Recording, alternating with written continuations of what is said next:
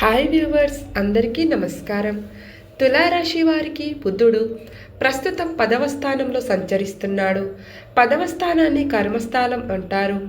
ఇది ఉద్యోగం, వ్యాపారం, సమాజంలో స్థానం, గౌరవం, ప్రజల్లో పేరు, ప్రతిష్టలకు సంబంధించినది. ఈ సమయంలో మీ కర్మలను బుధుడు చాలా జాగ్రత్తగా పరీక్షించబోతున్నాడు. అందుకే ప్రతి అడుగు ఆలోచించి వేయాలి. ఉద్యోగస్తులకు ఈ సమయంలో పని భారం పెరుగుతుంది.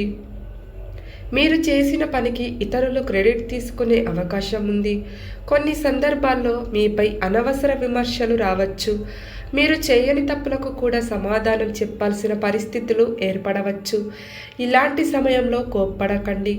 మీ పనితోనూ సమాధానం ఇవ్వండి. అదే మీకు విజయాన్ని అందిస్తుంది. అపకీర్తి మరియు నిందలు ఈ బుధ సంచారంలో ముఖ్యమైన హెచ్చరిక ఇదే. మీ గురించి తప్పుడు ప్రచారం చేసే వ్యక్తులు ఉండొచ్చు.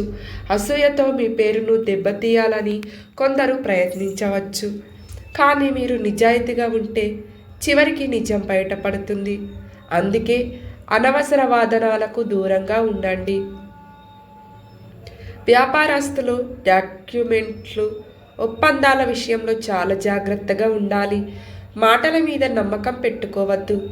ప్రతి విషయాన్ని రాతపూర్వకంగా ఉంచండి. కొత్త భాగస్వామ్యాల విషయంలో తొందరపడకండి. ఆర్థిక పరిస్థితి డబ్బు వస్తుంది, కానీ దానితో పాటు బాధ్యతలు కూడా పెరుగుతాయి. కొన్ని ఖర్చులు తప్పనిసరిగా చేయాల్సి రావచ్చు. పెట్టుబడుల విషయంలో పెద్దల సలహా తీసుకోవటం మంచిది. కుటుంబ సభ్యులకు సమయం కేటాయించాలి.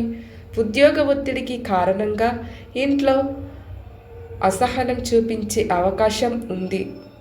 అది కుటుంబ వాతావరణాన్ని దెబ్బతీస్తుంది. ప్రేమలో ఉన్నవారు తమ భాగస్వామిని నిర్లక్ష్యం చేయకండి. పని ఒత్తిడి వల్ల దూరం పెరగవచ్చు. వివాహితులైతే జీవిత భాగస్వామి భావాలకు గౌరవించండి. ఆరోగ్యం ఒత్తిడి వల్ల తలనొప్పి, నిద్రలేమి, అలసట వంటి సమస్యలు రావచ్చు. ధ్యానం చేయటం మంచిది. ప్రతిరోజు కొంతసేపు నడవండి. ఈ సమయంలో మౌనం మీకు గొప్ప ఆయుధం. ఎక్కడ మాట్లాడాలో, ఎక్కడ మాట్లాడకూడదో అది అర్థం చేసుకుంటే చాలా సమస్యల నుంచి బయటపడతారు. ఆధ్యాత్మిక పరిహారం: ప్రతి బుధవారం గణపతి ఆదాయంలో గరికతో అర్చన చేయించండి. ఓం బుం బుధాయ నమః అనే మంత్రాన్ని జపించండి. పచ్చ పెసరపప్పు దానం చేయండి. తులారాశి వారికి ఈ బుధ సంచారం కొన్ని పరీక్షలను తీసుకువచ్చిన సహనం, మౌనం, తెలివైన నిర్ణయాలతో మీరు మీ విజయాన్ని సాధించగలరు. బుధగ్రహ మహాపరిహారాలు. ఇప్పుడు బుధగ్రహం వల్ల వచ్చే ప్రతికూల ఫలితాలను తగ్గించి శుభ ఫలితాలను పెంచే కొన్ని శక్తివంతమైన పరిహారాలను తెలుసుకుందాం. పరిహారం 1. ప్రతి బుధవారం ఉదయం స్నానం చేసిన తరువాత గణపతి దేవుడిని పూజించండి. గణపతి బుధ గ్రహానికి ఆది దేవతగా పరిగణించబడతాడు. పరిహారం 2. ఓం బుం బుధాయ నమః ఈ మంత్రాన్ని 108 సార్లు జపించండి. ఈ మంత్రం మనసును ప్రశాంతంగా చేసి బుద్ధిని పదును పెడుతుంది. పరిహారం 3. పచ్చ పెసరపప్పు దానం చేయండి. బుధగ్రహానికి పచ్చ రంగు అత్యంత ప్రీతికరమైనది. పరిహారం 4. విద్యార్థులకు పుస్తకాలు, పెన్నులు దానం చేయండి. ఇది బుధ అనుగ్రహాన్ని ఆకర్షించే ఉత్తమ మార్గాల్లో ఒకటి. పరిహారం 5. తులసి మొక్కకు ప్రతి బుధవారం నీరు పోయండి. 11 ప్రదక్షిణలు చేయండి.